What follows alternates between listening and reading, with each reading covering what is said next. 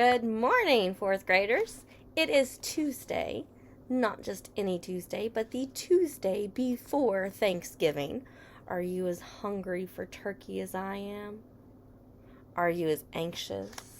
I can't wait. I can almost smell the turkey baking now.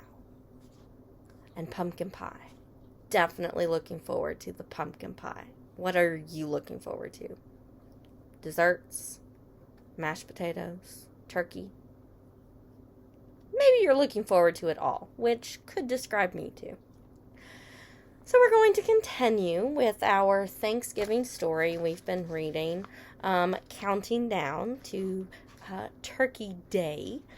We've been reading the Calendar Club Mysteries. This is called The Case of the Thanksgiving Thief. The genre of this, again, is a mystery. So our characters that we see here on the cover are spending the entire story trying to solve a problem. So what is the problem that they have discovered up to this point? We have Casey Calendar, whose mom owns the bakery. We have Leon, who likes to collect rocks. And we have Dottie. And they are trying to figure out where everyone's jewelry is going. So the mystery is someone seems to be stealing jewelry in town. Hence the name Thanksgiving Thief. Now, Casey, Dottie, and Leon are also getting ready to help Mrs. Calendar decorate her storefront window because the town has a Thanksgiving window decorating contest between all of the businesses. So Mrs. Calendar, has also asked them to help with that. Couple things going on. So yesterday we found out we have a new person. We have Wendy and Catherine. They are fifth graders, and they've reached out to the Calendar Club, but we don't know why yet. So they left the park where they met Wendy and Catherine, and today we're going to find out what their mystery or what their problem is, why they reached out to the Calendar Club. Chapter 7 is called The Bracelet. They sat in the middle of the clubhouse floor. Dottie had her pen in hand. She's like the secretary. She's always got her pen and notebook ready. "Do you promise you won't tell anyone?" Catherine asked. "We promise," Dottie said. "I'm just taking notes because it helps us figure things out." "Okay," Wendy said. "The problem is my bracelet. I got it for my birthday from Caroline," Wendy said. "Who's Caroline?" Casey asked. "She's the most popular girl in 5th grade," Catherine explained. Catherine pointed to a charm bracelet on her wrist. "She gives everyone she likes charm bracelets." "Let me guess," Leon said to Wendy. "Is your bracelet missing?" More jewelry gone missing." Wendy looked surprised. "How did you know?" Wendy asked. "It's my turn to guess," Casey said. "Did you leave it somewhere?" "And then it disappeared?" "Yes," Wendy and Catherine said together. "How did you know?" Wendy asked again. Dottie added bracelet to her list of missing jewelry. "Where did you leave it?" Casey asked. "I put it on my kitchen counter," Wendy said, "and half an hour later it was gone." "Why did you take it off?" Casey asked. "Mrs. Wagner told me to," Wendy said. Now it was Casey, Dottie, and Leon who were surprised. "Mrs. Wagner was at your house?" Casey asked. Wendy nodded. "We were in my backyard," she said, "training my puppy." Do you have any ideas yet on who the thief might be? We'll have to keep reading and find out. "He's cute, but he doesn't listen," Catherine said, talking about her puppy. "Mrs. Wagner is a very good dog trainer," Wendy said. "She told me dogs like to chew on jewelry, so I put my bracelet in the house. But when the lesson was over, it was gone." "Caroline will never believe you lost it," Catherine said. Dottie said, "I don't believe you lost it either." And here we can see a picture of the charm bracelet, W for Wendy. Chapter 8. Nothing is lost.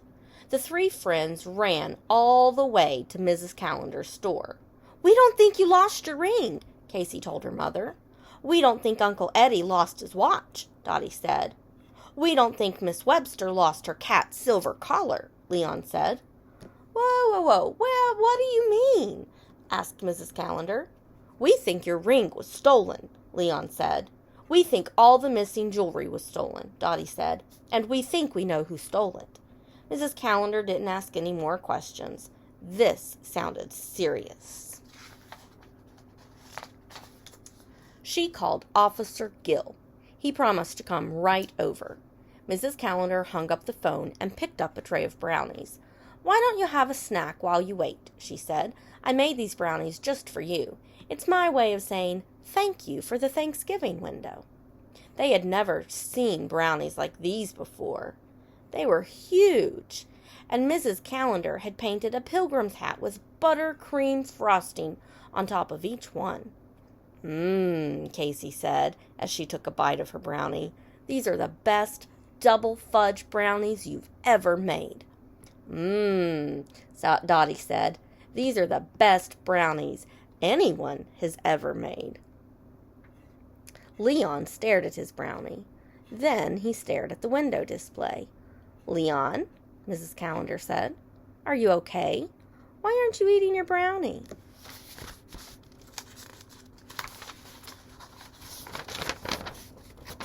Leon took the pink rock out of his pocket.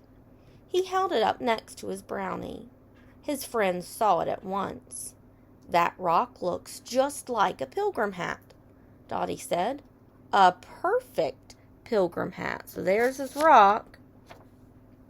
And it's dawned on him what it looks like because he saw the pilgrim hat on his brownie.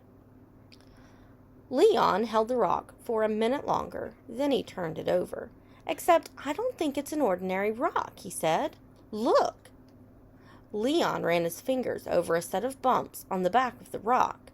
I think this rock is a pendant from a necklace, Leon said. Is it part of the necklace Mr. Cliff lost? Casey asked. I think it is from Mrs. Cliff's necklace, Leon said. But I don't think Mr. Cliff lost it. If Mr. Cliff didn't lose it, how did Leon end up finding it?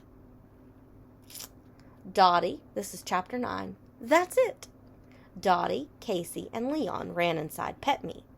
Mr. Cliff, he's the owner of the new pet store, was just finishing up with a customer. The customer turned around. It was the man with the booming voice. Hello, Mr. Cliff said to Dottie, Casey, and Leon. This is my friend, Mr. Thomas. Mr. Thomas is a jeweler. Mr. Cliff explained. He's the person who was going to fix my wife's necklace. I remember you, Mr. Thomas said to Leon. Aren't you the one who had that pink stone? I still have it, Leon said. He handed the stone to Mr. Cliff. But I think it belongs to you. That's from my wife's necklace, Mr. Cliff said. Where did you find it? I'll show you, Leon said. They all followed Leon outside. I found it the same day you lost it, Leon said, but I didn't know it was part of a necklace. I thought it was just a rock. I can understand that, Mr. Thomas said. Some rocks are very beautiful. But how did it get outside? Said Mr. Cliff. I left it right on my desk. Did you ever think someone might have taken it? Casey asked. Why would someone take it? Asked Mr. Cliff. It didn't cost much. It's valuable to Mrs. Cliff and me because I bought it on our first vacation. We went to Massachusetts, he said. Have you ever been to Massachusetts? No, Leon said, but my Grandpa Jeff is from Massachusetts. Leon saw something interesting on the ground. He bent down and picked it up. I found it, he said. I found a rock that looks like Massachusetts.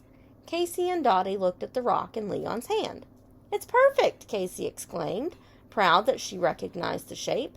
This is exactly where I found the pilgrim hat stone, Leon said. He pointed to a pile of rocks and dirt. But how did it get there? Mr. Cliff wondered out loud. We think it was stolen, Dottie said, by a jewel thief. A jewel thief? Said Mr. Thomas. Officer Gill told me to be on the lookout for a jewel thief. Here they all are. So there's Casey and Leon and Dottie. And His shirt says Pet Me, so that must be the pet store owner, Mr. Cliff, and that must be Mr. Thomas, the jeweler. Mr. Cliff, said Casey, was anyone with you when the necklace disappeared? Mr. Cliff thought a moment. No. He thought some more. Wait a minute, said Mr. Cliff. Mrs. Wagner was in the store. She came to introduce herself and to drop off her poster. Mrs. Wagner! The three friends called out together. But Mrs. Wagner couldn't have stolen the necklace, said Mr. Cliff. I would have seen her take it. Besides, if she stole it, why would it have ended up on the ground? Maybe she dropped it, Leon suggested. Dottie took out her notebook. She opened to the page that said, Missing Jewelry. We know Mrs. Wagner was in Wendy Block's backyard when Wendy's bracelet disappeared, Dottie said. And she was in my backyard when my mother's ring vanished, Casey said. But she wasn't inside the house, Casey added. And the ring was in the house. So how can she be the thief? Too bad we can't talk this over with Beaky, Leon said. That's it, Dottie said. The bird? The bird, Mr. Cliff said. And the monkey, Leon replied. The monkey? Mr. Thomas asked. The three friends smiled. It was time to set a trap for Mrs. Wagner and her animal gang. Oh, boy. So they think they've figured it out. Mrs. Wagner, Beaky, and Cappy. We'll find out tomorrow if they are correct and how this mystery is solved. Talk to you guys then.